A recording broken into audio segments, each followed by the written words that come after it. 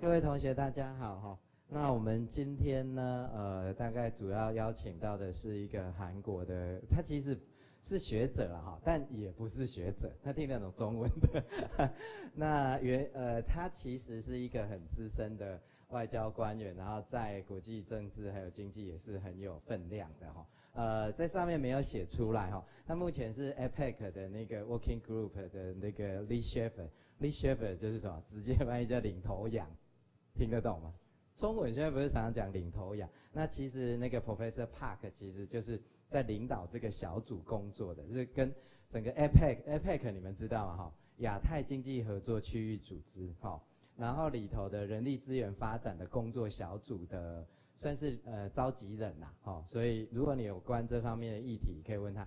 然后其实那个 Professor Park 呢，现在当然也是釜山国立大学教授。另外他之前更重要的经历，其实是他也是韩国呢驻好几个国家的大使，那主要是那个爱沙尼亚，让我背一下，爱沙尼亚、芬兰跟 OECD 的大使，所以他过去也是住在这些国家哈，然后担任大使的工作。所以你们如果对于那个韩国跟其他国家的国际关系的互动啊、发展啊，还有经验，其实也可以问那个 Park 教授。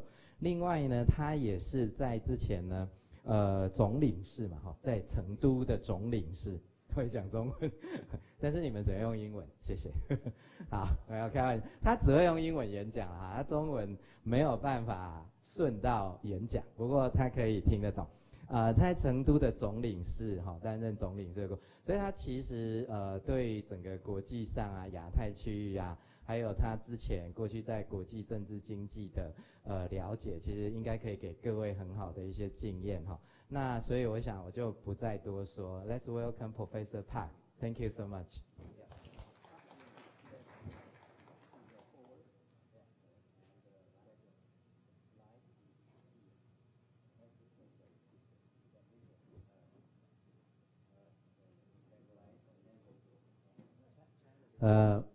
Hello. It works. Thank you. Thank you very much, Professor, for introducing me.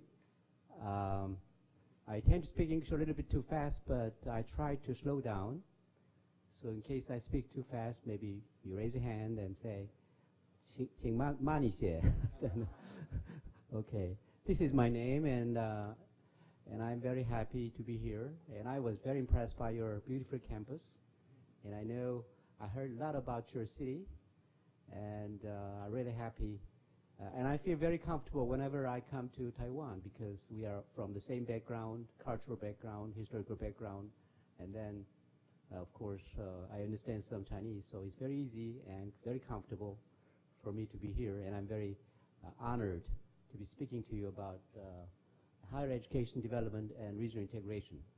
And my professor advised me not to confine my remarks to this because I have many diverse backgrounds, both a professor, but also for 35 years as a diplomat, and my last post was in Finland as an ambassador. So, okay, let me move on.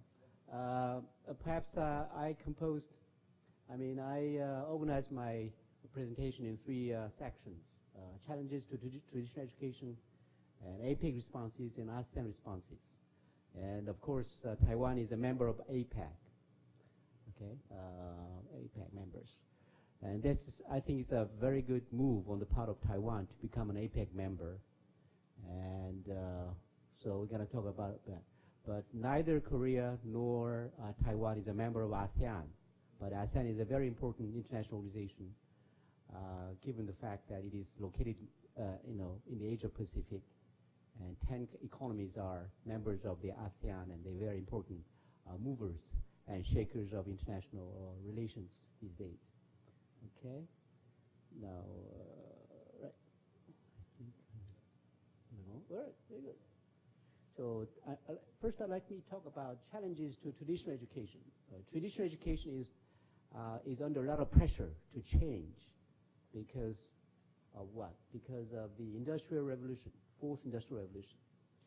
And as you know, this is, I think, a picture developed by World Economic Forum, if I remember correctly. But this one Of course, in the 19th century, the first industrial revolution was based on steam and steam machines. And the second one in the 19th and 20th century is electrical energy-based mass production era, right?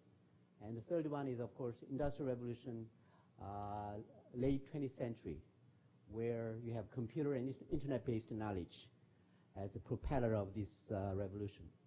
This is also called first information revolution. But now we are living in the fourth industrial revolution, or second industrial information revolution, where we have intelligence and information marriage. There's a marriage between information and intelligence, and it produces a lot of different and challenging environment. We have artificial intelligence, big data, IoT, it means Internet of Things, and cloud. You know, cloud is something in the sky, and in the sky, the cloud is, what's the word? Preserving data for you and for me. And it's we are living in a very exciting times, are we not? We are living in exciting times. And some of you may live until 1,000 years old. It's very possible, because you know, because of this development. Okay. 如果我的英文是不太好听的 ，maybe 我要学中文吧。这个如果你这个if you go to sleep, I speak in Chinese. Okay. Okay, it's okay to go to sleep. You know, when I was a professor, I'm very liberal.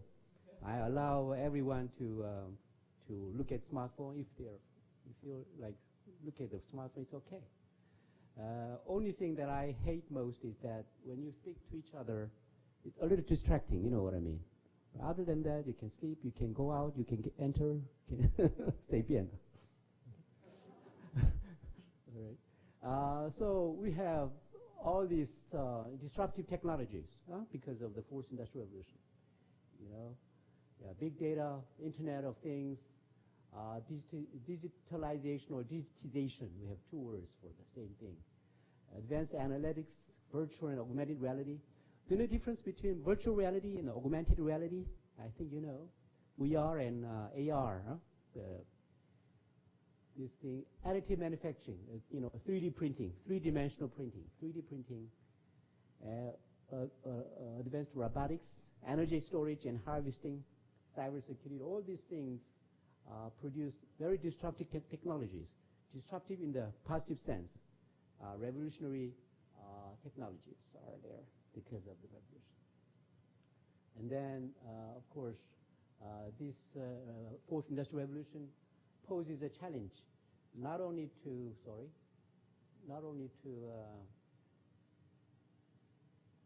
okay. I'm moving forward, huh? Okay. I hope I'm a little too excited, I guess. Okay, am I moving forward or backward? I'm moving backward, huh? I like to go back. Yeah, I like to go back. Yeah. All right. You're preview this. Okay. All right. Here I am. Oh, I have a lot of stuff here. Okay, I have a lot of stuff here, huh? Okay. All right. Sorry about this. Yeah. And just maybe. Oh, well, why don't you have a dialogue? We have a dialogue today, okay? You can, you know, 随便, you know, 随便你问我. 对，这个刚好，谢谢。Fourth industrial revolution, you know, it's a challenge not only to academic area but also to government and also private sector. Okay, and because of the economic crisis. Again, I'm sorry. Again, I'm.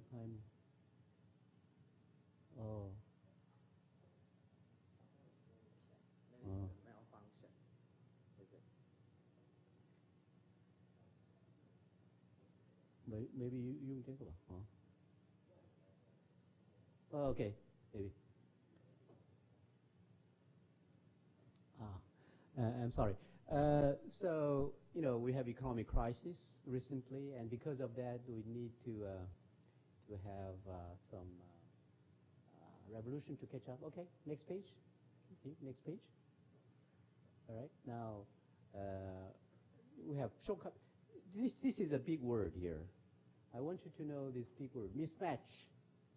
Mismatch between education contents and demands of industry. Meaning, even though you have a college degree, the industry or the company are not happy with your degree because you don't have the necessary skills to enable the company to function or to produce the items that they want you to produce. Meaning there's a mismatch between education and industry, okay? This is a big challenge. And the next page? All right. Now, they say that in the 21st century, we need different kind of skills. Three different skills, meaning like foundational literacies, competencies, and character qualities. Like literacy, of course, reading skills, numeracy, mathematics, scientific literacy, ICT literacy, financial literacy, cultural and civic literacy. Now, when you say ICT literacy, we have another word for this, digital literacy. And they say that digital literacy is one of the most fundamental competency for this 21st century education. So those of you who don't have enough digital literacy may find it very hard to land a job.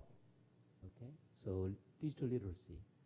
And then you have this critical thinking, problem solving, creativity, communication, and collaboration. I like to emphasize communication here. Communication is very important. And we have the so-called global competency as well. Global competency is one competency that PISA measures now. Have you heard of PISA? PISA is it's a test, a universal test which sort of rate all those middle school, high school students under PISA, and they test you reading skills, mathematics skills, etc. But now they added one competency called global competency, meaning whether you can communicate globally, whether you can communicate with the people from different cultural backgrounds, from linguistic backgrounds. So global competency is very important. I think it applies to you and me. Now it's very important not only to have the digital competency, but also have global competency, okay? And they say curiosity, initiative, persistence, adaptability, and leadership, etc. But I like this grit very much. G-R-I-T. Do you know this word? Grit? I think that's the key to success. Personally, I believe that. Grit is something that makes you go on. Despite all the hardships, you like to go on, keep going. Because some people are not so strong-minded, and they give up easily. So, but I mean, I have a son and my daughter, and okay, my son compared to my daughter is not that gritty. Okay, my son is he's almost a genius, because whenever he tests something, he got 100%, almost every subject. SAT, every subject 100%. Okay. But in terms of grittiness, my daughter surpasses my son. She goes on and never gives up. All right? She has a better degree than my son, of course. But my son, of course, went to Harvard. My daughter didn't go to Harvard because she's not as clever as my son. But she got a Seoul National University degree, and she landed a good job. So what's the difference? The grit. This word, G-R-I-T, persistence. I love this word. And that's the key. I mean, those who are persistent, complete their PhDs, master's degrees, and become professors. Although they may not be maybe 100% intelligent. Okay? That's what I found out in my short lifetime. Next page, please. All right. Now, we have 6 trends that may change our education completely. This age is hyper-speed age. Hyper means very extensive, highly speedy kind of age. So everything is very fast. Exponential growth, not arithmetic growth. Exponential growth and change. And we are also have this hyper-intelligence, TGIF to ICBM. TGIF stands for, usually in normal English, it means thank God it's Friday. Okay, we can go home and take it easy. It's a Friday. But here it stands for Twitter, Google, iPhone, and Facebook. Okay, but now I think we are moving toward ICBM age. ICBM, of course, normally speaking, it must be intercontinental ballistic missile, like the North Koreans developed recently. But I hear it means IoT, cloud, big data, mobile technologies. Okay, now third characteristics of this age is hyper-emotion. I think we are emphasizing more on emotion than intelligence. So brainstorming was important, but now heartstorming is also important. Meaning you have to appeal to the emotions to people, emotions to the customers, emotions to the people. And so here in this era, your imagination rather than information is more important. Of course, information is important, but you have to add imagination to the information and produce better, more attractive, products, right? So this is the age of hyper-emotion. And hyperfusion, what do I mean by that? Fusion means mixing together. We mix science and art, okay? Science and sci-art, we call it sci-art. We have nanotechnology, biotechnology, infotechnology, cognotechnology. We call it NBIC. And this fusion is taking place all over the place.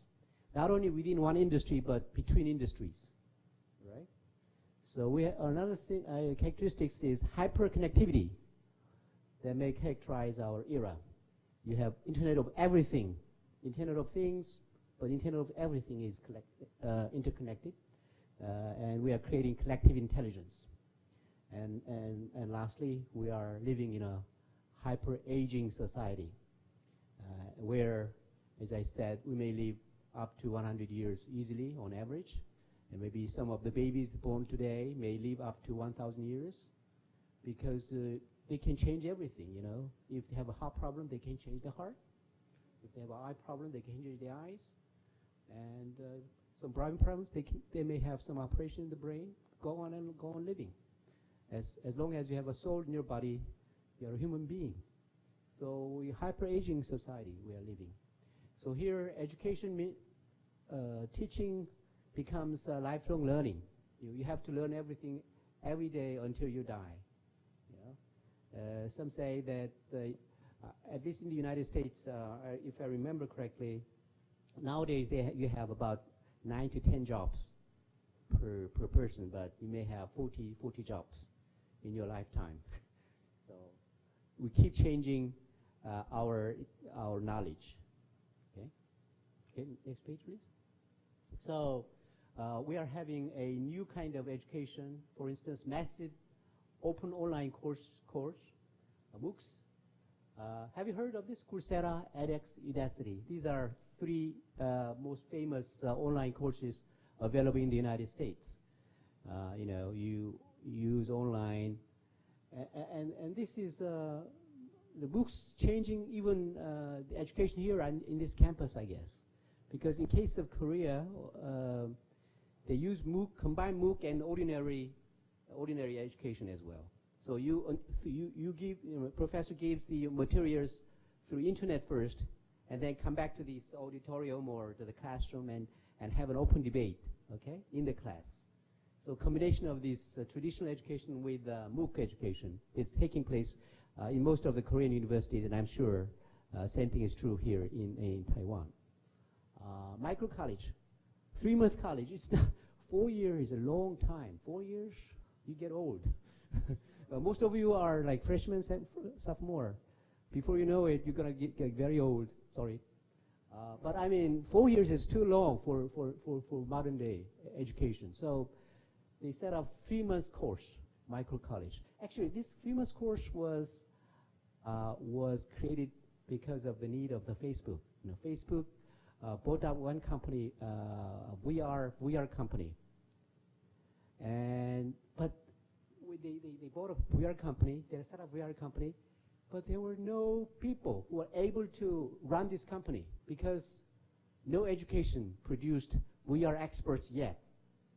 So what they did was they set up 3 months quick course to produce VR experts. Okay, so this kind of short-term college, micro college, is going to spring up everywhere. It's already spring up in the United States. Okay, and Singularity University. This is a it's a 10-week program, 10-week program. It's almost like summer school. Okay.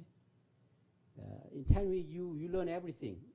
In 10 weeks, not 4 years, not even 4 months. It's 10 week, 10 week, and they have a certificate, of course. And if you graduate from Singularity University, it's maybe your degree or your diploma would be more prestigious than the maybe Ivy diploma in the United States. Minerva School. Have you heard of this Minerva School? Minerva, okay. Minerva School is university of everywhere. They have they move around. They don't have a campus. They don't have campus. 1 year they study in Washington D.C. The next year they go to Tokyo. The next year they go to Singapore. And for instance, last year they came to Seoul for 6 months, and they changed the location of education so that they can expose themselves to the new cultures, different cultures. And they now have about 8 to 9 dormitories around the world. Okay, but they don't have campuses. This is Minerva School. Game-based learning. I mean, this is another thing.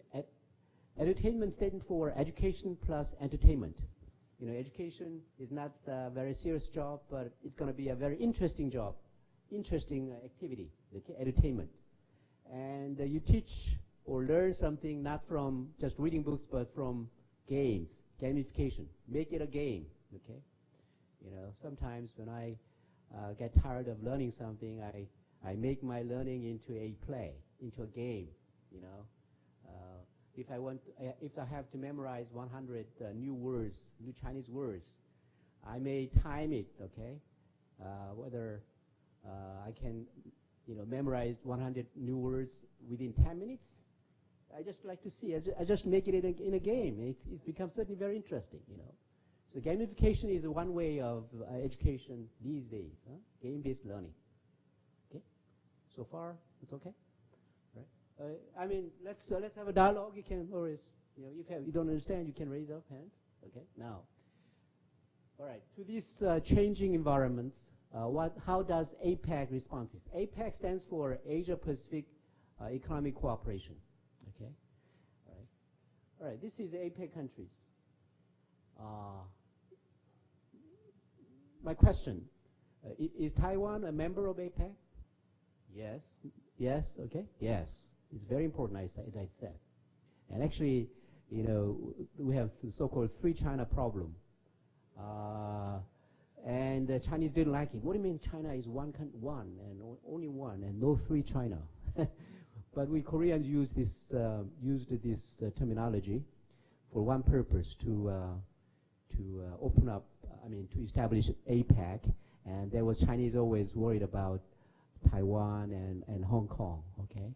So we in the middle produced a compromise under which Taiwan and the Hong Kong and China participate, on an equal basis.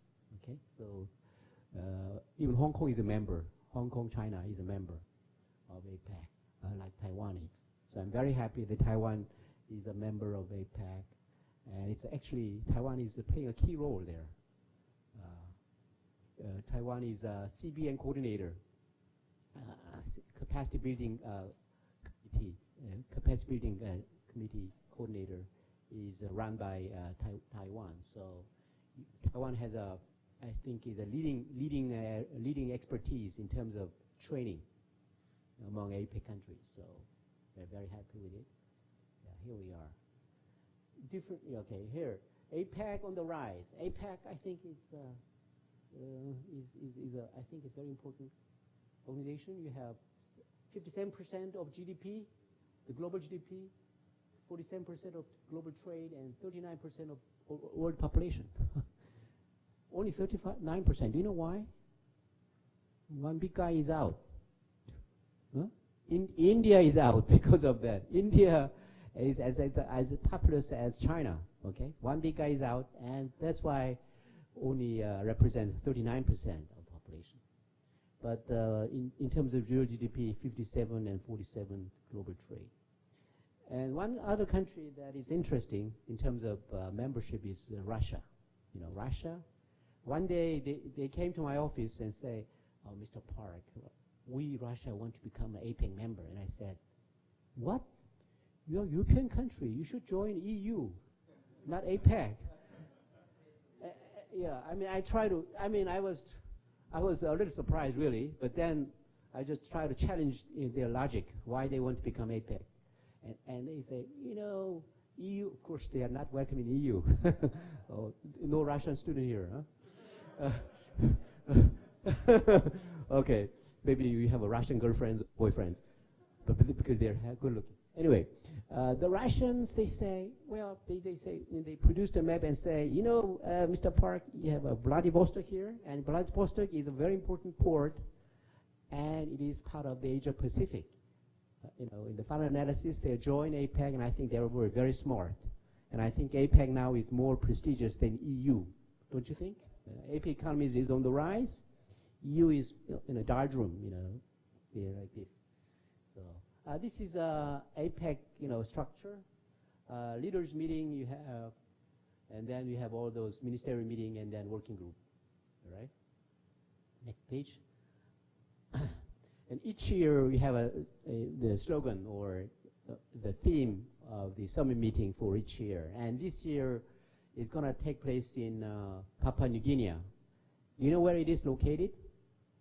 Papua New Guinea is very near Australia, and it's borders with Indonesia. Okay, I've been there once last month, and green everywhere. It's like Hawaii. It's like Hawaii. You have coffee plantation everywhere. Beautiful, beautiful country. And their topic is harnessing inclusive opportunities, embracing the digital future. And all the leaders, APEC leaders will come. Even Mr. Trump will come. Trump and Korean minister, you know, this will come.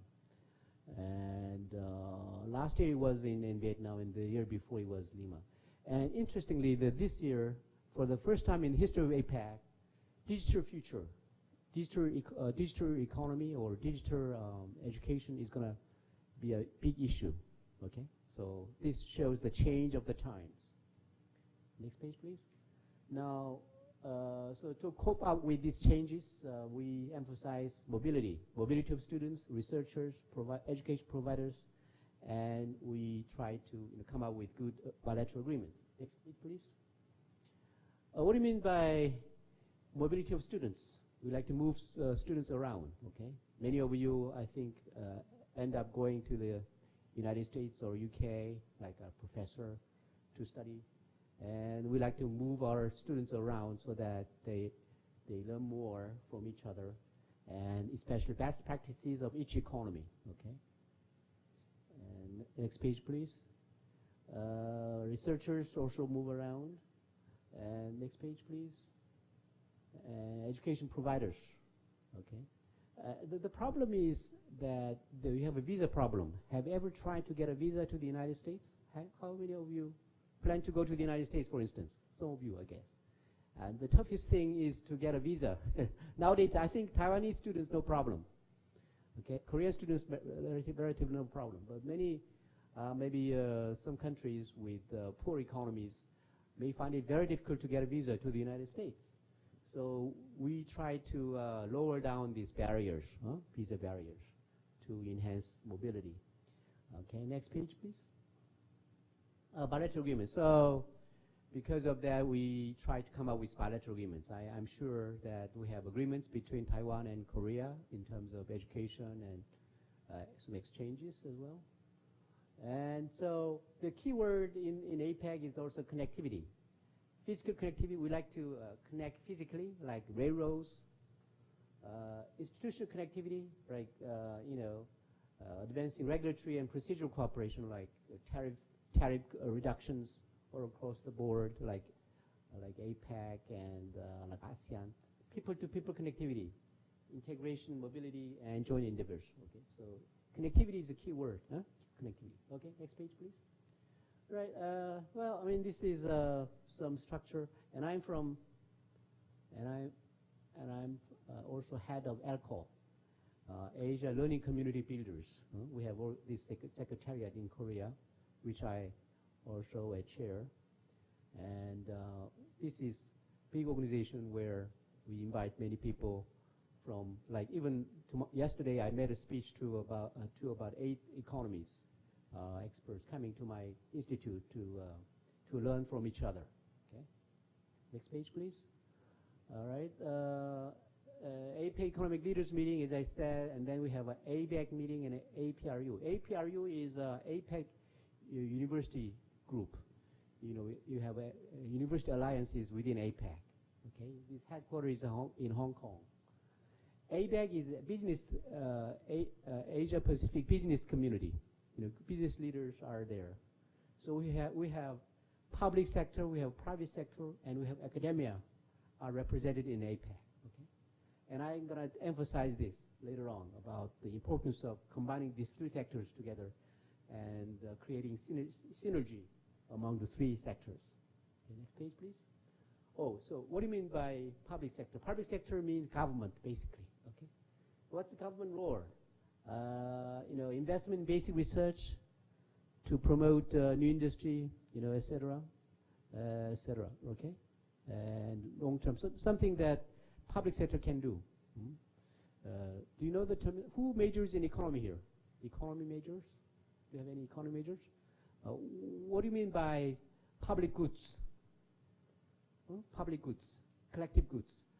韩国话是公共财化，公共财化，韩国话，这不知道这个这是这个中文吗？the public goods， 公共债，公共财，你这个用吗 ？OK， 那公共债这个 give me an example of 公共财 ，like bridge, like park. You know, everyone wants to have a park, but I don't like to pay for the park.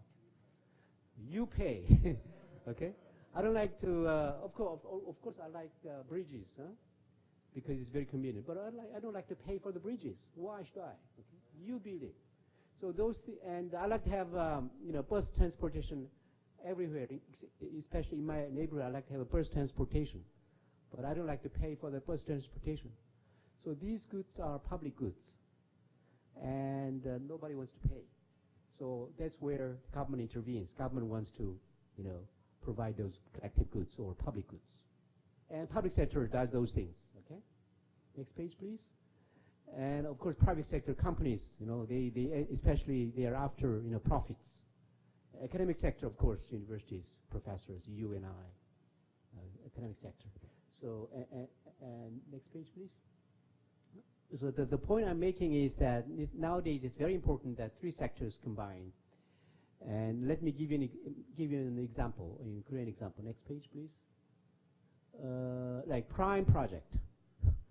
Korea has a PRIME project, and it stands for Program for Industrial Needs Matched Education. And every university in Korea wants to be part of the PRIME project, because if you have a PRIME project, government finances you, okay? Finances you. Like, it's a lot of money here. $600 million financial support if you are qualified to become a PRIME project. So maybe, I'm pretty sure your government also has this kind of projects. Okay, next page, please. Criteria, of course, you have criteria to be a PRIME project. Next page, please. Okay, Konkuk University. Konkuk means 建国, 建国, 你听得懂吗? Jianguo Daxue. It's a pretty good university in Seoul, and Jianguo Daxue was selected as a prime school, prime university, and they have all these programs. Yeah, they have data-based flipped learning class. Are you familiar with flipped learning? Flipped learning, it's not traditional education, but flipped learning means flipped learning is 这个中国是怎么讲呢？这个 flipped 怎么说？这个okay, 翻转。All right, so instead of professor teaching you, you teach yourself. You learn, from each other, and professors just become very lazy. No, they have to study more to run this flipped learning. So instead of traditional class, you have a flipped learning class in Konkuk University, and 7+1 semester, including dream semester. One semester is free for you to do anything, because you have to find a dream. Okay, one dream semester. All right. Next page, please. You have a smart factory there. You have a beautiful girl student there running some machine there, and I don't know which one that is. And all those smart factories where you have all these equipments, all the way from VR projector, server, 3D printer, scanner, milling machine, drones, and so forth. All these are available at this university, and they're costly. It's a very rich university, Jianguo Daxue. I'm sure your university is much richer than Jianguo. Yeah, next one, please. Oh, now, this is a little technical, but we, APAC, are producing education strategies, quality assurance systems, qualification frameworks, and skills recognition, cross-border education, modernization of education system. I'm going to talk more about this later on. Next one, please. Accelerating innovation, yeah. Improve the use of educational and technical capabilities, science, technology, innovation, government, industry, academia, collaboration for R&D and innovation, as I said, okay? 3 sectors combining with each other. Employability, right? Now they're talking about employability in education. What if I graduate? What if I don't have any job? It's going to be a big problem, okay? Korean students are worried about this. Their unemployment rate is more than 10%. I don't know. I think we're doing much better than Korea. So right now we have a big problem. We have a government which is more liberal, more trade union sort of promoting kind of economy. So equal pay, and they like to increase the basic minimum wage. So economy growth is suffering a little bit because of those things, philosophical things. But like Japan, they are more conservative government. They are, they produce a lot of good economies, and all the jobs are created in Japan. And Korean students are now studying a lot of Japanese language, to get a job in Japan. Okay. All right. Anyway, employability is a big issue in Korea, and I think in your country as well. Next page, please. Okay, objectives, SETI. SETI stands for Community of Education Development Initiative, which is being produced by Korea, and basically it's about best practices. Okay, best practices. We like to identify best practices from each of the AP economies. All right. And I think it's better that I take about 3 minutes break. Yeah, right after this, because okay, next page, please. Because I'm speaking in a foreign language, and it's very tiring for you. So whenever actually I teach in English in Busan National University. So, but like what's the word? Attention span is very short because of this language problem. So after about 40 minutes, I always have a break. I'm going to do the same. And this is basically SETI, and we like to have it in line with AP education strategy, just what I mentioned. So let's have a little break, and maybe 3 to 5 minutes. 3 minutes, maybe 5 minutes. Maybe you may run away to your job. 3 minutes, okay? Okay,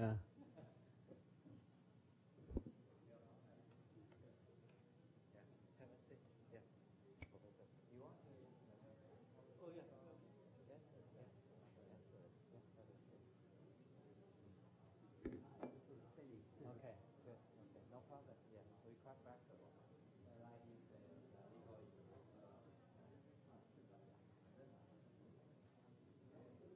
他不太会用，会吗？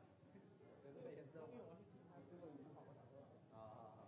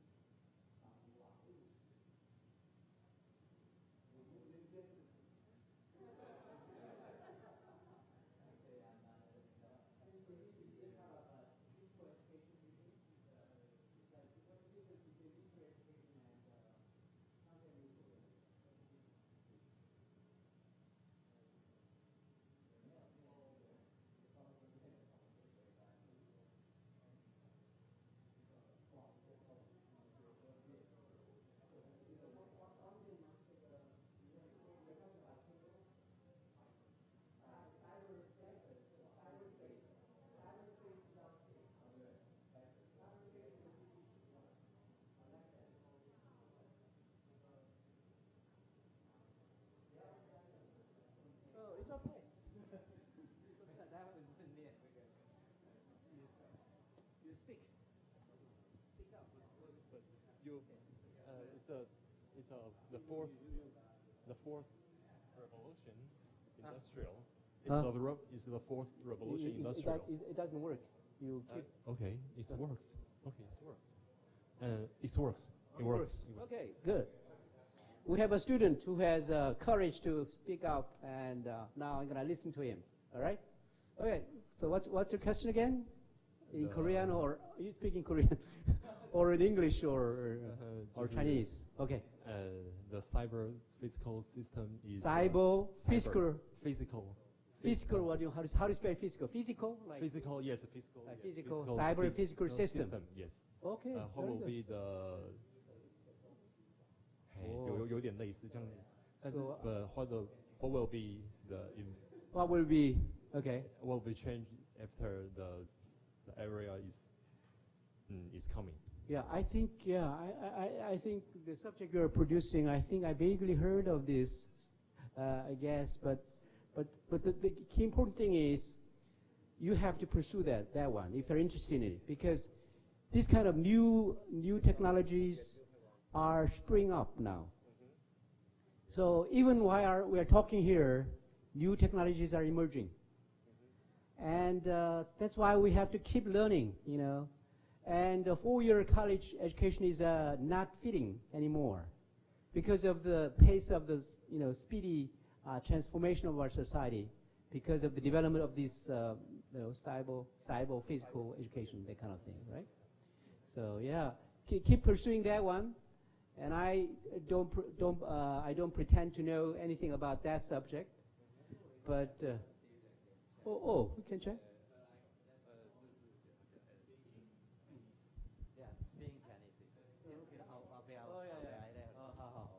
就是刚刚那位同学所讲的那个 CPS 的意思是，它是中文是叫做网络实体系统。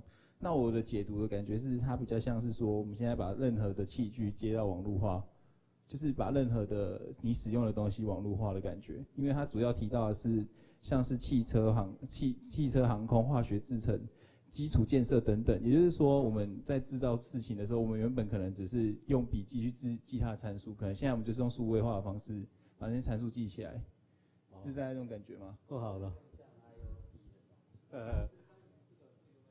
Okay. So I'm curious to know, what's your major? 你的专业是什么？ Mathematics. Oh, like my son. My son majored in mathematics as well. Yeah. Okay. Very good. 他的意思，他现在想问问题是说，那我们现在用这种方式，也就是说，我们把教学变成数据化的概念。数据化。Okay. Yeah, I understand. Yeah, I think using not using cyber physics. Yeah. Cyber physics. Yeah. Translating teaching materials. Yeah, I think it's very important, and actually, if you major in mathematics and interested in those things, I think you'll go a long way, and you'll be very attractive kind of candidate for big companies. Yeah, and I'm pretty sure that it's interesting. Other subjects that I'm more familiar with? All right, go ahead. 我想问那个 peace treaty okay. about today or yesterday between North Korea and South Korea. South Korea. Right. What's your opinion about that? Okay, very good. Peace treaty. Okay, now, first things first. When I say that, I mean the most important thing for South Koreans is security. And if peace treaty increases our security, it's okay. But personally, I'm a little worried about this. You know, if you say because of the peace treaty, U.S. forces should go out, then means less security. So I don't like that one. So I prefer security to peace. Peace is something that you can build when you are ready for war. So there's an axiom which says that if you want peace, prepare for war. Okay, that's because some nice people say peace, peace, peace, but whenever they emphasize peace, peace is sort of run away. When you have peace, when you have security, when you have force, when you have balance of power, you have peace. Same thing applies to Korea. Same thing applies to Taiwan. Every country, you know. So if there's a power vacuum and there's no balance between major powers, and then the stronger one always are tempted to invade South Korea. So what we need in South Korea is balance of power, which has been maintained by the security alliance between the United States and South Korea. When the North Korea wants is maybe they want to get rid of American forces after the signing peace treaty. So if they want that, I'm not going to say no. Okay? So come out, give me security, and then I think about peace treaty. Okay? That will be my response. Thank you for your question. How about the condition if they end of the nuclear weapon do you think that South Korea would sign the treaty? Nuclear weapons. All right. I mean this. It's the one famous American said there's a 0.01% chance that North Korea will give up nuclear weapons. Okay, meaning there's no chance for North Korea to give up nuclear weapons. Okay. North Korea, yeah, no. I mean, there are some naive people. Including in the government, naive people. They believe that North Korea will give up. So they will play games. They play delaying games. Yeah, they delaying games all the time. Yeah. So, but this Mr. Trump, this president, is a very special kind of president. Did you notice that? This Trump is I think he's a sort of a genius. Because not a single president before sort of changed the heart of the Chinese leaders. I mean, before, like you have Obama, you have Bill Clinton. They couldn't do much to change the attitude of China. But this president, so unpredictable and put a lot of pressure on Chinese that even President Xi Jinping had to follow his wishes. So he may produce some miracles, and he may come out with one big pressure which may change North Korean attitude to prevent North Koreans from playing games. Okay, because he's a serious guy, and I hope maybe he will say, actually, right now he's moving around all those, aircraft carriers, all those Navy ships, very close to Japan and Korean Peninsula. And if North Korea say, I'm not going to denuclearize, maybe the next morning there's going to be some attack on North Korea. That's pretty seriously. I mean, they're ready to fight any moment. So this is the attitude of Americans, and I think because, as I said, security first and peace later. And without security, there's no peace. Thank you. Okay, good question. You want to continue to ask questions? Yeah, so, let's do like this. Maybe let's stop talking about this. I think I have done enough. Yeah. Maybe. Don't worry.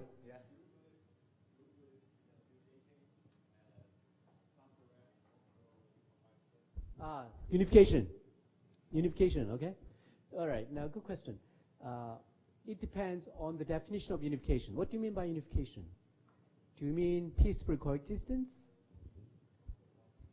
Okay, one country in every sense of the word, politically, security-wise, culturally, right? Yes. Like Germany, right? That kind of unification may come. But in the meantime, what the present government is looking for is a peaceful coexistence. Free movements, like between Taiwan and mainland China. You have free movements. But right now, there's no free movement between South Korea and North Korea. There's no writing. Can you write a letter to Beijing? Yes, sure. Yeah, sure. Wow. When did you begin that one? 10 years ago? 10 years ago? 25 years ago. Now, even it's impossible for, say, South Korean to send a mail to a relative in North Korea. Of course, you cannot make a phone call either. But I think you Chinese are smarter and wiser than Koreans are, because you're having the factor unification. Okay, if you mean unification in that sense, I think you have already achieved unification, because you have freely move around, right? And even some of you can go to Beijing to study, but it's impossible for South Korean student to go to Pyongyang University, Pyongyang 大学，这个根本不可能的。That's right. Yeah. Good question. Let's say anything. Yeah. Okay. All right. And you have a question? Okay. What's the? How many of you prefer Trump to Obama? Say. Who do you like better, Obama or Trump? Trump? 1, 2, 3, 4. Okay, like Obama? Obama is most popular. Yeah, Audacity of Hope. Obama graduated from Columbia University. He was, actually, I was attending Columbia University from 1981 to 83 for a master's degree there. Later, I joined Columbia University again 10 years later to pursue PhD degree. But at that time, 81, 83, Obama was a student. And Columbia University, it's an Ivy League school, and in an Ivy League school, you have a very few minority students. It's very difficult to find one black student in Columbia University. And I saw that guy, tall guy, Obama. I didn't dream that he would become a president later on. If I knew, I could have invited him to lunch. But Obama, yeah, Obama is very articulate. You know, he's. But I mean, he's a sort of a dreamer. He was not that realistic. And when there was a, I don't know what his dream. When there was a Arab Spring, when there was a movements going on in Egypt and all those Eastern countries, do you know what Obama did? Nothing.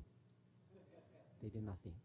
And if you were maybe someone else, like I don't know, Trump or some Bush, they may have supported these liberation movements all over the country, or democratization movements all over.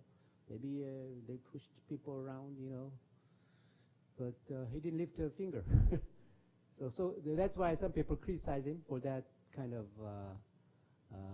not that too soft policy. Okay, so some Koreans do not like his soft policy, but most of you like most of you, they prefer, most of the Koreans prefer Trump. I mean, prefer Obama to Trump, but there are some people who are seriously like Trump, being strong and being pushy to the Chinese, to the North Koreans, and he's a quite a guy. Yeah. Okay. Yeah. All right. Come back to the topic. Okay. Good. Yeah. Okay. Continue.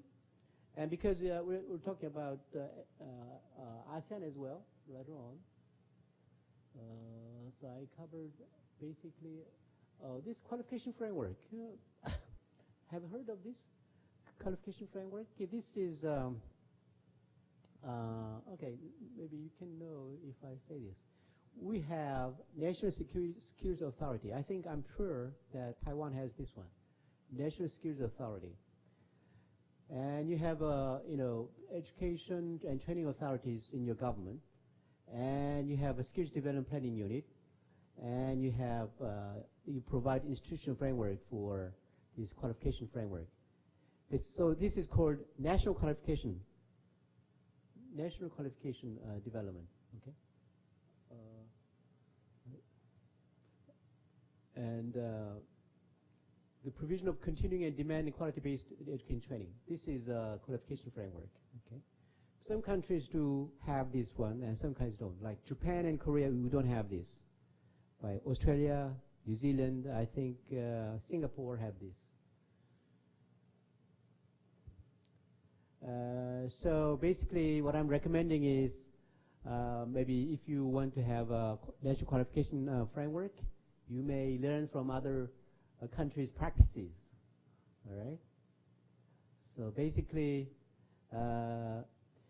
national qualification framework help you to have your labor mobility, meaning that if you're a medical doctor, you can practice medicine in Australia, in Japan, in Korea. And to have that kind of qualification, you have to have a standardized or universal qualification framework, okay? So if you're a medical doctor in Taiwan, you can be a medical doctor in Thailand, okay? Or anywhere in APAC. That's what we should aiming at. But ASEAN is already doing that, but APAC is far away from that. Because one big country is against it. Do you know what that country is? United States. United States do not like mobility, labor mobility. They don't want Taiwanese or Koreans coming to the United States at will to get a job. You know, they have a huge barrier against labor mobility. Okay, labor mobility. So this is a big challenge. So little by little, we are moving toward the labor mobility framework based on qualifications framework. Okay. Yeah. So as I said, we have a European qualification framework, ASEAN qualification framework, Australian qualification framework, okay, but not APEC-wide framework, right? So now, what about ASEAN? ASEAN, well, it's how many countries? 10 countries. 10 countries. All the way from Myanmar to Singapore. Okay. The seventh largest economy. Seventh largest economy of the world, and fourth largest economy of the world by 2050. This is a goal, to become fifth largest economy by the year 2050. Very ambitious goal. All right. And how many universities do we have in Indonesia? 3,800 universities in India. And Singapore only 19. Okay. Brunei 4 because of the population. Okay. Yeah, this is now. As I said, we have different groups of ASEAN countries. Highly advanced, middle income, low income. Okay, different kind. All kinds of different people. Different levels of economies are coexisting in this ASEAN. Okay. This is the high-income country, Singapore and Brunei. It's like as rich as any European country or American countries. But you have Myanmar, you have other countries which are very poor. Okay, so they coexist within APEC. Within ASEAN. And interestingly, ASEAN and EU are cooperating very closely. I mean, basically, ASEAN try to learn from EU integration. Okay. Like Cambodia, Laos, PDR, Myanmar, those lower income countries, their issues is high enrollment demand, meaning I want to send my kids to college because very few go to college in those low-income countries. Low middle income, Vietnam. What about Vietnam? High demand on quality faculty and staff. More opportunity for private universities. Emphasis more on teaching for skill improvement. Okay, it's a rapidly developing country. Vietnam is very unique in that sense. Middle income, Indonesia, Malaysia, Philippines, Thailand, on the same group. They have issues on high enrollment demand, emphasis on education quality, etc. But countries like Taiwan, Korea, I think belong to high income. Brunei, Singapore, we belong here. What are the key issues? Increased public expenditure, more international economic cooperation. I think a little different, huh? Brunei is a little different. Singapore is more like us. Emphasis more on cutting-edge R&D and innovation. I think Taiwan is doing this. Emphasis on excellence, international profile, and partnerships, and hosting overseas branch and campuses. Because of what? Because of the language, I guess. Singapore speaks English, and one of the leading global universities are located in Singapore. I think because of the language problem, language issue, because they have English as a medium of education, which gave them advantages in terms of opening up global universities. Like Korea, we don't have not many universities, global universities in Korea, because of the language. Like PNG, Papua New Guinea. Last month I went to Papua New Guinea, and everyone speaks good English. So it's very impressive, but they're still low-income country. But I think they have a better situated. All right, challenges. They have all these challenges. ASEAN has all these challenges. Maybe Let's use first one. Raising the demand on higher education. ASEAN members want to have a higher education. I want to go to college. This is big issue. Cross-border education, mobility. They want higher education quality. They want diversification of higher education providers. But you have widening gap of access in higher education. Some people have access, some people don't, okay, because of the income gap. These are the issues in the ASEAN higher education. Okay. And then, have you heard of this one, ASEAN Economic Community? It's one community like EU. It's already built. It's already established. Since when? Since December 2015. It's one country. It's like one country. I'm not sure it's true, but it's, I mean, legally speaking, they are one economy. So they have single market and production base, competitive economic region, equitable economic development, and fully integrated region in the global economy, ASEAN economy, AEC. Okay? And the goal is to move to free flow of capital, free flow of goods and services, free flow of information and knowledge, and free flow of people. So if you go to ASEAN countries, if you have ASEAN economies, you can have a short line. You don't go long lane, you go a short lane, and you can immigrate. I mean, you can move to the immigration office quickly, like because they think they are one group of countries. Okay. Right. They have ASEAN Vision 2025. Three pies here. 3 pies is one stands for Asian Economic Community. One stands for Asia Political Social Community. Political and Social Community.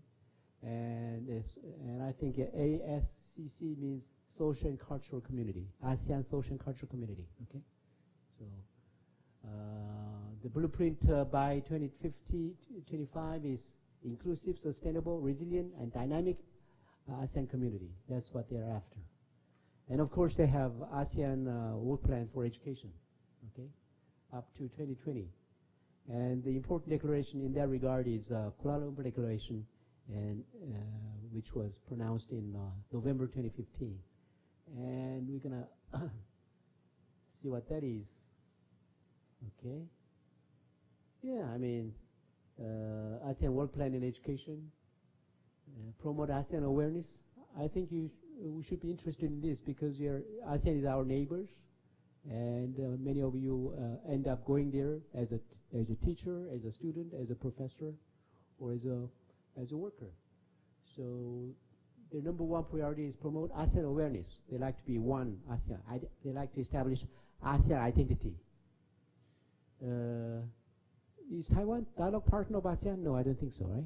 Korea is a dialogue partner of ASEAN. Korea want to be an ASEAN member, but they say no. Korea is too big, or too problematic, too much problem with Korea, and they say no to Japan.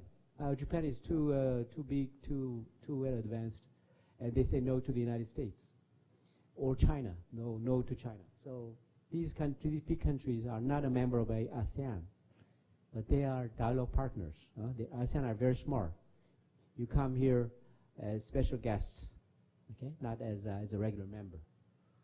So they like to promote ASEAN awareness. And second, enhance quality and access to basic education, especially for disabled and marginalized groups. And third, strengthen use of ICT, again, ICT. And support of the development of TVET and lifelong learning, okay? This one. Complement efforts of other section ASD.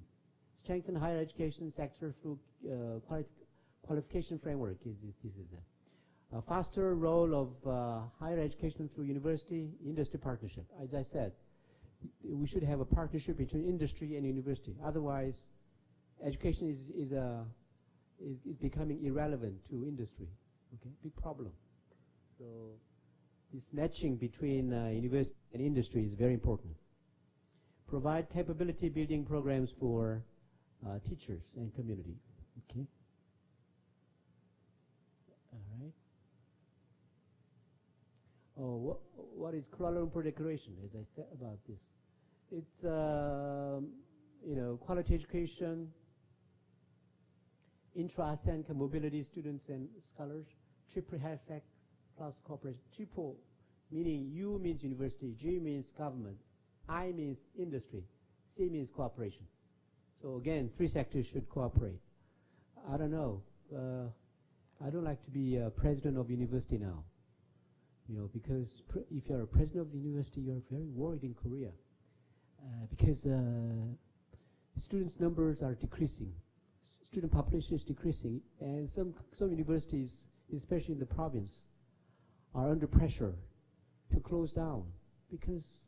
And of course, of elementary schools.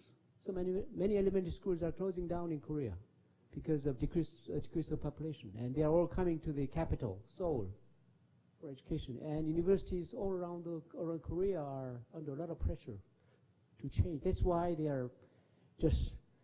would love to come to my lecture. They like to find out any good ideas, okay? So I don't know, the same thing is Taiwan? Same problem? You're president of the university. So when you see president of the university, you have to bow down to him. Oh, 辛苦了. 辛苦了. Have a very hard time catching up with the times and under a lot of pressure. Okay, this is I think we're getting to the end of this presentation, and ASEAN has a very important network, university network. Okay, all the ASEAN universities are belonging to this network. Okay, to promote ASEAN awareness and strengthening of Southeast Asia. But Taiwan is a member of APRU, APEC Education, University Union. So Taiwan universities are also a member of the APRU. So we are communicating like the fact that I'm here is part of that APRU. Okay, yeah. Strengthen the use of ICT among ASEAN countries. All those goals, sub-goals, and goals. And area of socio-economic development through university-industry partnership, again, under ASEAN University Network. All right, this is the thing I was talking about, professional mobility and qualification framework. Obviously, this guy could be a doctor, medical doctor here, this handsome guy, medical doctor here, maybe medical doctor here. Some people think that the ladies are not doctors, they're nurses, but there are many good doctors, female doctors here. And they are professional service providers, and they like to move around the ASEAN. If you are born in Thailand and become a doctor, you like to practice in, say, in Singapore, okay? In Malaysia, okay? In Thailand, because you have many delicious fruits in Thailand, okay? And so they like to move around, and what is required is this framework, qualification framework, okay? ASEAN Qualifications Reference Framework, AQRF. So maybe it's a good idea that the medical doctor in Taiwan can become a doctor in Korea, for instance, by having a bilateral agreement. So an engineer, you can come to Korea and become an engineer as well, if you have a common qualification framework between Korea and Taiwan, for instance. So this is very important for ASEAN to have this same qualification framework. Okay, this is what this is about. All right. So challenges for higher education harmonization in ASEAN, because of what? Because of different income levels. So you have system and regulatory support, qualification recognition, information dissemination, and financial support. Okay. These are challenges. So this is, how can you achieve the higher education harmonization in ASEAN? That's a big issue. Working together, understanding and respecting our differences, and selflessly sharing our expertise and resources toward one true goal of becoming ASEAN. Okay, this is what they're after. This is the end of my presentation, and I just introduced APEC and ASEAN responses to the challenges of the fourth industrial revolution taking place. So, thank you very much, and I Q&A. Again, any question about my presentation? And any about Professor Park's professional career as well, being an ambassador to other countries as well. That is interesting. I think not so many person have that kind of experience as well. So you also can ask that part as well. Yeah, actually, I'm very excited to be here among you because this reminds me of my school years. And actually, when I was in high school students, I wanted to become a professor. And I entered a college, Seoul National University, and I found out it's not easy to become a professor because it takes a lot of money. And you have to get a degree. It takes time and money to become a professor. I'm pretty sure professor is from a rich family, because it's impossible to become a professor in many cases in Korea, because you have to get a degree in UK or in the United States, right? But it's you have to have a lot of money to go to the United States on family finances, okay? So I find out only in the university, because I was the only child only son in the family. I have 3 sisters. And no one told me about this. To become a professor, you have to have a lot of money to go abroad. Huh? So I was in big trouble. And what I did, I went to the professor. So what should I do? I mean, I'm in a big trouble because my family is I'm from the countryside. You know, I usually from an island called Nanhaidao. Nanhaidao is it's a Nanhaidao. Nanhaidao is a South Sea island, and my parents were just farmers, and I have to support my education myself. Anyway, so it's impossible to become professor. And my professor told me, hey, why don't you become a diplomat? You speak good English, you speak good French, you speak good Chinese. So maybe you can become a diplomat easily. So what happens if I become a diplomat? He said, well, you can go anywhere and represent your country. And I heard that the Ministry of Foreign Affairs has a program of sending young diplomats to America or to UK for education, so you can get a degree there. So that's what I did. So I got a degree at Columbia University, all government expenses. Okay, so that's one way. So I become a diplomat. I was a diplomat for 35 years and professors for 4 years. Right now I'm also working for APEC organization. So this is where I am. So I'm sure that you have a lot of questions, and especially when you have when your goal is up here and reality is down here, you struggle. You cannot go to bed easily. Huh? You spend a lot of sleepless nights. But some of you maybe enjoy your life very much, huh? Because you're originally from a rich family and you don't need to have a job. Maybe because your parents are so rich that I know some of you are that rich. But most of us are not that privileged and have to find a job and education, etc. So I know what you're going through. But I think, generally speaking, we from Taiwan, from Korea, are better placed than others. You know, I used to be in Kenya. I was a diplomat there in Kenya, African country. And you know what? Everyone speaks perfect English. I mean, their English is better than I am. My driver speaks better English than I do. My secretary, of course, much better writing. But my driver, I pay him $50 a month. $50 a month?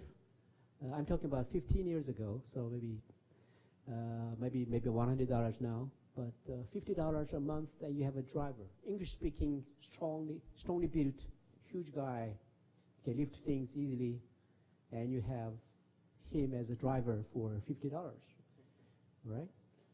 And I mean, that was a very different experience. And I went to a village there. There was a little pond. There was a little pond where the water is, and there was no tap water, no running water. Only have a pond, and all the villagers, thousands of them, rely on this pond for everything, for cooking, for laundry. You know, it's mind-boggling. You know, I was so miserable, so miserable. So after my service in Kenya, I learned to be happy in any situation, because my situation could not be worse than theirs. So I mean, they live on less than $100 a month, and rely on one little pond.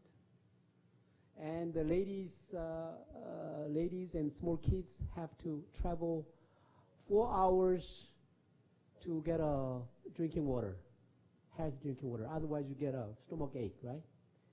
4 hours going there and 4 hours back. So 8 hours a day, they travel to get a drinking water. So for some of them. So these are the real situation in the real life in Africa. So compared to them, we are much, much luckier. And compared to North Koreans, we are much luckier.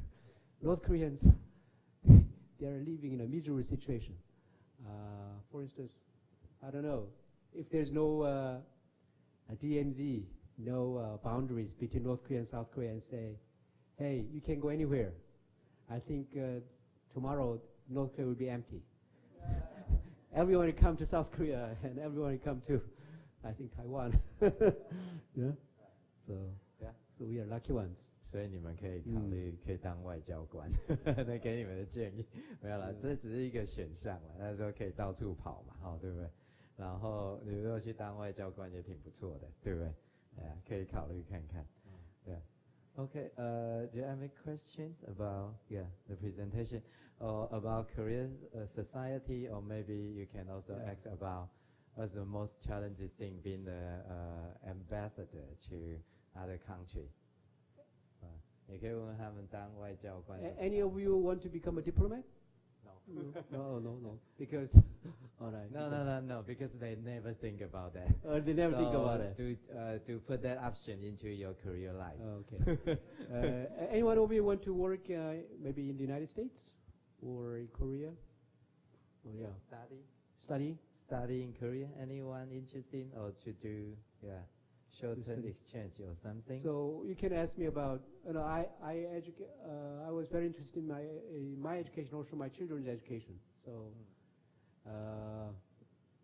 for instance, I know how to send my children to Ivy League, because I also registered myself at the Ivy League, and my son went to better school, Harvard. So I know how to, go through easy way into Ivy League. 想要知道怎么进常春藤盟校。Yeah. In fact, it's very interesting. I mean, I don't know about Taiwan, but in case of Korea, you emphasize always those test scores. If you are perfect in test scores, it's okay, and you are admitted to Ivy League. But not in case of Harvard or Yale or those Ivy League schools, because they emphasize activities as well. Activities.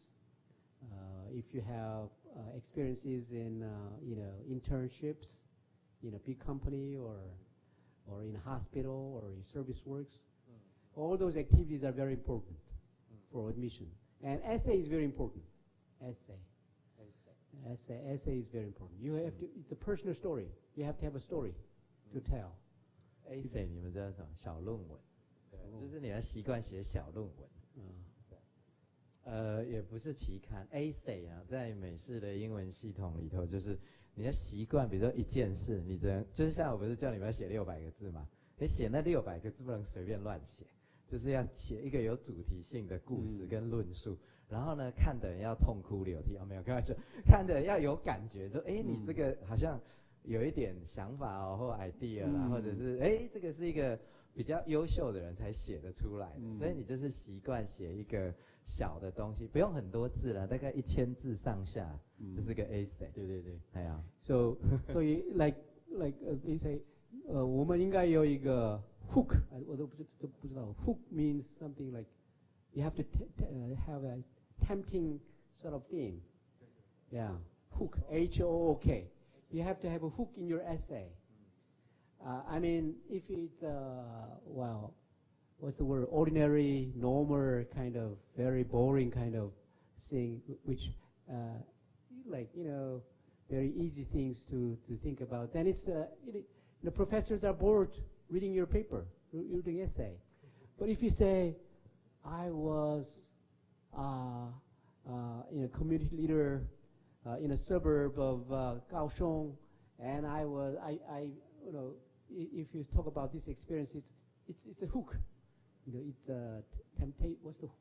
Temptation, it's go in 的那个东西 go in 的那个 hook 就是那个胡克船长那个钩子嘛，但是他讲的意思是说，你的那个 essay 内容本身要有一点吸引人的那个亮，吸引的，对，不然太普通啊。其实你就可以想的是，就像看武侠小说一样，或者是不管怎样，你喜欢看的小说，它总是有吸引你的地方。但你写的 essay 呢是不用那么长，没错，但是呢总是要一个可以勾引人的那个一个新的想法，这样，那你才有比较好的机会。这个是一个 tip， 倒是重点。有的时候你自己这个选择你的这个题目，可是有的时候有的时候你应该对这个大学给你这个题目。For instance， 哈佛大学的题目是Okay. Did you ever challenge authority? And what happened when you were against authority? Did you have any kind of experiences before? Write about it. That was the topic. Did you understand? Did you ever 你有没有经验挑战这个 authority 权威 authority。就是你有没有经验是挑战权威，然后这样写一篇 essay 这样 ？Yeah. So, and do you know what my son write about? I write about haircutting. In Korea, I don't know where in Taiwan. In high school, you have to have a short haircut. Yeah, short haircut, and you have to wear a uniform, school uniform at that time. And he hated it so much. And he was editor-in-chief of an English newspaper. He wanted to write an essay on this editorial on this. And I said, no, never do that. And I begged him, if you write that kind of editorial in your newspaper, you're going to be expelled the next day in South Korea, because South Korea emphasizes harmony, and challenge to authority is no. Okay, you're not supposed to challenge to authority. So I begged to him, and he finally agreed and didn't write an essay, editorial in the newspaper. And I said, you remember that experience? Why don't you write about that in your essay for the admission to Harvard University? He wrote that about that experience. How my father strongly advised against writing an editorial in the newspaper about school regulations and uniforms, all those things. But because ASEAN society is emphasizing harmony than challenging authority, etc. So it makes a good thing. And another, he has to write more than one essay. One essay was about 随便 you can choose 你随便选择你的题目. One other 题目 was his experience of climbing up the mountain. Have a Kilimanjaro mountain, Tanzania, Kilimanjaro. It's the highest mountain in African country. Maybe not as high as Himalaya, but it's Tanzania. When you go up the Tanzania and this Kilimanjaro, the air getting thinner, you have shortage of oxygen. You cannot breathe very well, so it's very challenging to go up to the mountains. He wrote the experience of climbing up the mountain. And when you go up the mountain, you have a Sherpa. Sherpa, do you know what the Sherpa means? Helper, S-E-A, Sherpa. Sherpa is a sort of like shepherd, like Sherpa. Sherpa is helper. When you climb up the Himalaya mountains, you need a helper, the guy who carry your things, who is strong and experienced. So you accompany him and go up to the mountain. The Sherpa says, pale pale, pole pole, pole pole, pale pale. Pole pole means, in Korean, hurry up, hurry up. But in Kenyan, it means a different language. It means slow down. So pole pole in Korean it's hurry up, but in the in the African language it means calm down, slow down. Okay, take it easy, take it easy, take it easy. Because if you climb too fast, you get exhausted, and it's very dangerous to climb up because it's very steepy kind of mountain. So he wrote about that experience, and it comes out a very interesting essay. Okay, so based upon these 2 or 3 different essays, he was admitted. Of course, he was admitted to 10 different Ivy League schools, Cornell, Princeton, every university. He was all admitted. But in the United States, like that, you apply for as many universities as possible, because you never know whether you're going to be admitted or not. So like the dream universities first, and then in the middle you have middle university, and then at the lower level the easy ones, just in case. Like in my son's case, it was University of it was a state university where CNN is located. CNN located. CNN is headquarters of CNN is in anyway. It's where it's President Jimmy Carter's birthplace. Anyway, Georgia. Oh, yeah, Georgia Tech. Georgia Tech is a famous university. It's a state university, so tuition is very low, half of the Harvard or Ivy League school. So I pressured him to go there. It's a very good university. If you engineering. One of my neighbors, his son graduated from that university, and he was employed by this Boeing, Airbus company, Boeing. So he makes a lot of money, right? So I wanted my son to be there. And but one of my American diplomats, my friends, told me, if you go to the state university in the United States, there's no scholarship. Their state universities are very poor. They're financially they are not that rich. So why don't you send your kid to Ivy League? Because private universities have a lot of money. Like for instance, Harvard, their financing resources are bigger than maybe Korea's defense budget. So actually, this is a little secret. I spend only $500 a month for my son. $500, for every month. So it's very cheap for $1 million education, because Harvard was generous enough to give maybe most of the students tuitions. It's actually the so-called need-based tuition. So they look at your parents' income first, and they give you the differences. So if you are from a rich country, if you're a son of Samsung company, then you have to pay maybe 100% yourself. There's no what's the word? Scholarship. No scholarship for rich guys. Okay, but if you're a son of a poor government official like my son, a lot of huge gap. Diplomat, you learn a lot. They don't know. They don't know this. They don't know the income. Yeah. Any question you want to ask Professor Park? Any things? So, okay. I think somebody who are looking at me. So okay. A TOEFL or TOEFL? TOEFL. What's the score for the TOEFL. TOEFL? Perfect score. Perfect score. Perfect score. Yeah, my daughter perfect score. 990 something. It's 900 something. 990. What is the score? TOEFL. TOEFL is English language testing service. Service. I don't know the system. You have, for going to university, you have to have pass the TOEFL because you're from a non-English speaking country. You have to TOEFL score is a must. But you don't have to be a perfect score, okay? Like if you have 85% or more higher, it's okay. About 80% you can go to a pretty decent university in the United States. But the higher the better, of course. But if you want to go to like Ivy League, maybe close to a perfect score is recommended. But then you have to pass the SAT test. Am I right?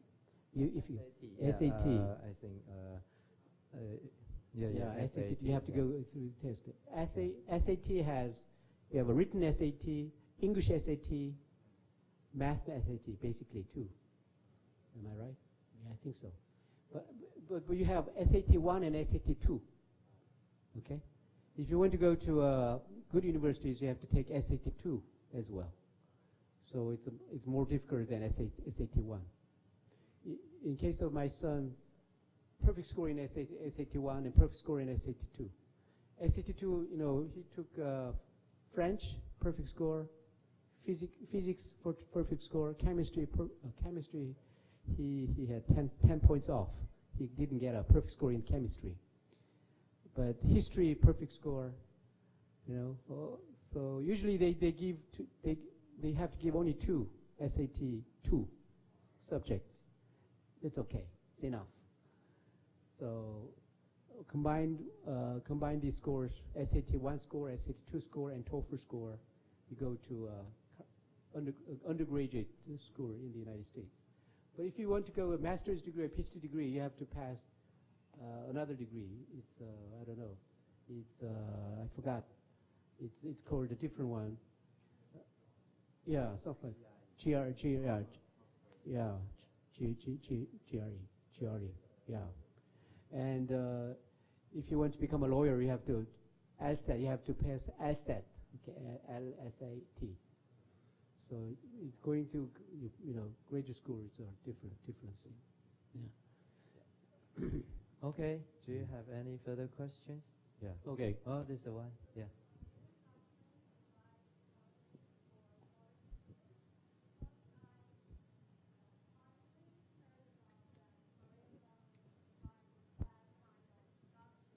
Scholarship. For foreign students, because like Japan, they provide many scholarship for Taiwanese students, but I never heard about like Korea do like that. I think if you're an exchange student, you can come to Korea on an exchange program, no problem. But I think basically we rely on Chinese students for financial support. It's the other way around. It's the university is relying on foreign students for finances. It's the same thing in the United States. They want to charge 100% of the tuition to a foreign students, and they give scholarships to American students. So that's usually the case. So, but I think because the thing is, Taiwan is an advanced country, and we don't provide many scholarships to advanced country students. So only those from poor countries like Kenya. So this because you're from a rich country, you cannot blame that, right? Okay. Thank you for the question. No. But I think we can have exchange programs, exchange program for.